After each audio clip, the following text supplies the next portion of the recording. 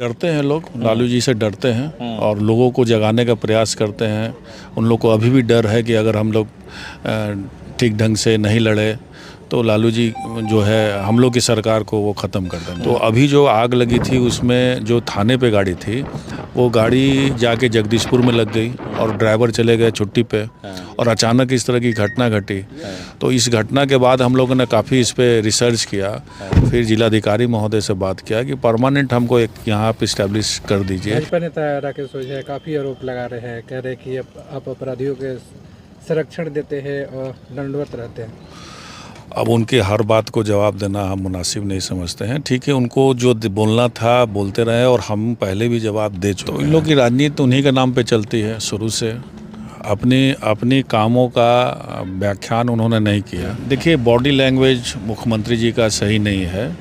इसके पहले भी आरोप भारतीय जनता पार्टी के लोग जब हम लोग की तरफ आए थे, माननीय मुख्यमंत्री जी, उस समय भी इस तरह के आरोप उनके ऊपर लगाए जा रहे थे। आपके काम की तारीफ जिला परिषद सदस्य गंगाधर पांडे कर रहे हैं।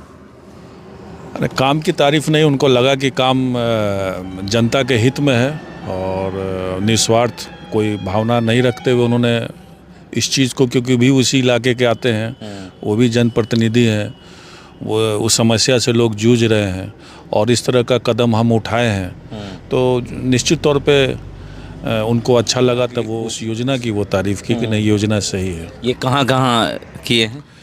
ये शाहपुर करनाईपुर थाने में एक है, एक बहरनपुर थाना में। 2 गाड़ी अभी हम लोग लेंगे। बड़ी गाड़ी होगी या छोटी गाड़ी? नहीं, छोटी गाड़ी होगी। और सबसे बड़ी समस्या थी कि अगर गाड़ी हम दे रहे हैं तो उसके साथ मैन पावर चाहिए, ज़रूरी था।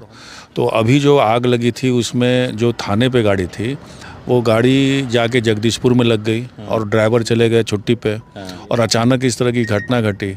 तो इस घटना के बाद हम लोगों ने काफ़ी इस पर रिसर्च किया, फिर जिलाधिकारी महोदय से बात किया कि परमानेंट हमको एक यहाँ पे इस्टेब्लिश कर दीजिए ताकि गाड़ी यहीं पे रही और कहीं अगर लगता है आपको ज़रूरत बाहर में गाड़ी कहीं लगी तो यहाँ से आप मूव करा सकते हैं।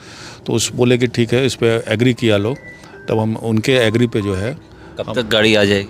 गाड़ी उसका जो विभाग है वो विभाग कोटेशन मंगाएगा और जो कोटेशन आ जाने के बाद जो नया जो पैसा आ रहा है उसमें वो डायरेक्ट चेक उस विभाग मतलब उस गाड़ी वाले को चला जाएगा, एजेंसी को, उसके बाद आ जाएगी। मतलब अब चाहे वो बहरनपुर थाना के अंतर्गत हो या फिर करनाईपुर थाना के अंतर्गत हो, कहीं भी कुछ भी होता है तो फायर ब्रिगेड गाड़ी 24/7 आवर्स मौजूद रहेगी। बिल्कुल। और ये सक्सेस जब कर जा रहे हैं हम लोग, उसके बाद और भी योजना है, इसको और बेहतर और बनाने का हम लोग आगे भविष्य में उसका भी प्लानिंग हम लोग करेंगे।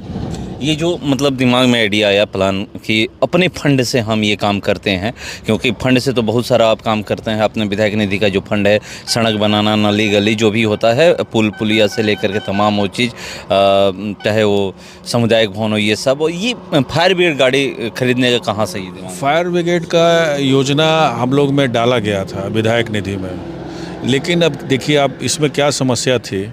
एक बार एम्बुलेंस हम लोग दिए थे शाहपुर रेफरल अस्पताल में।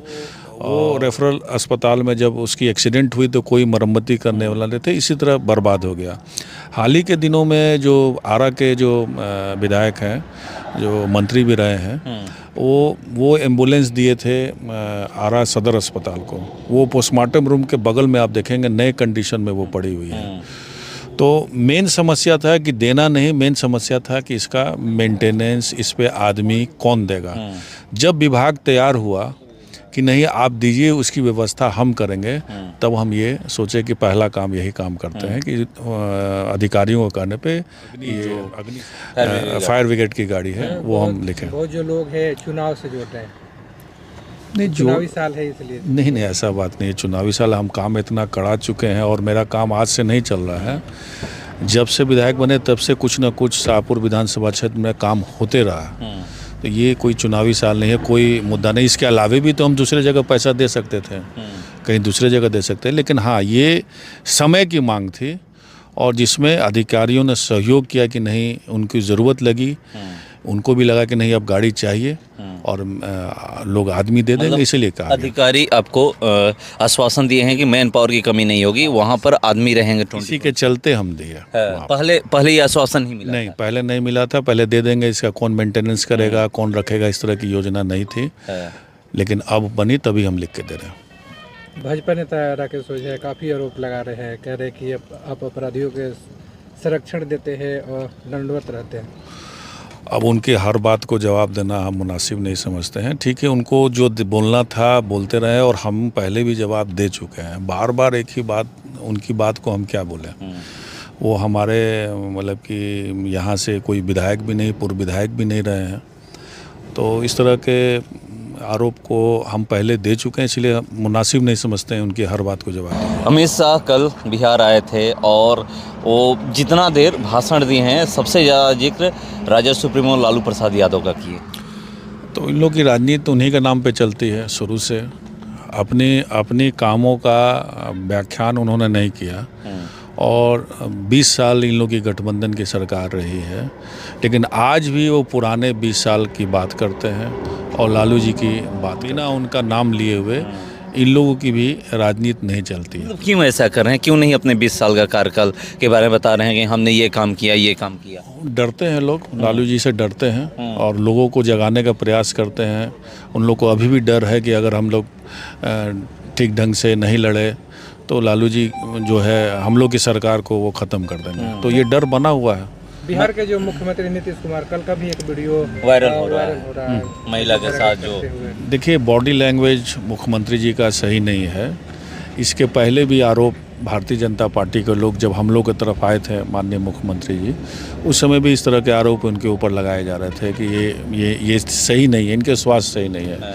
तो बॉडी लैंग्वेज जो उनका हाव भाव है, आप देखिएगा कि बगल के लोग उनको हाथ पकड़ते हैं, मतलब कहीं इनको लग रहा है कि गलत उनका बॉडी लैंग्वेज है तो उसको दुरुस्त करने का प्रयास कर रहे हैं। तो सभी लोग ये जान चुके हैं मुख्यमंत्री जी इनकी तबीयत सही नहीं है। स्टार्टिंग में 1-2 लोग रहते हैं कि कुछ उनसे गलत हो नहीं जाए। जेडीयू के लोग कह रहे हैं ना कि तेजस्वी यादव के सामने मुख्यमंत्री के उम्मीदवार वही रहेंगे फिर से एक बार एनडीए के तरफ से। तो वो तो कह रहे हैं, डरे हुए हैं ना कि नहीं कहेंगे तो माननीय मुख्यमंत्री जी नाराज हो जाएंगे।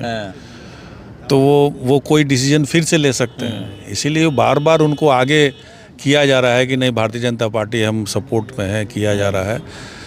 एक राजनीतिक के तहत उनका जो है उनका नाम एक आगे लिया जा रहा है। एक खबर ये भी चल रही है कि मुख्यमंत्री नीतीश कुमार के अलावा कोई भी एनडीए के तरफ से मुख्यमंत्री का वैसा उम्मीदवार नहीं है कि जो तेजस्वी यादव का सामना कर सके। क्या आप लोगों को भी लगता है? बिल्कुल। आप भारतीय जनता पार्टी में आप देखिए कि कोई भी मुख्यमंत्री के मतलब चेहरा इस लेवल पे कोई नहीं है। और बीमार मुख्यमंत्री को भी और इतने ज़्यादा सीट होने के बावजूद भी भारतीय जनता पार्टी फिर भी इनको आगे की हुई है, इन्हीं के नेतृत्व में चुनाव लड़ना चाहती है। और भारतीय जनता पार्टी भी जानती है कि हम सक्षम नहीं हैं लालू जी और तेजस्वी जी का मुकाबला करने में, तभी ये काम कर रही है।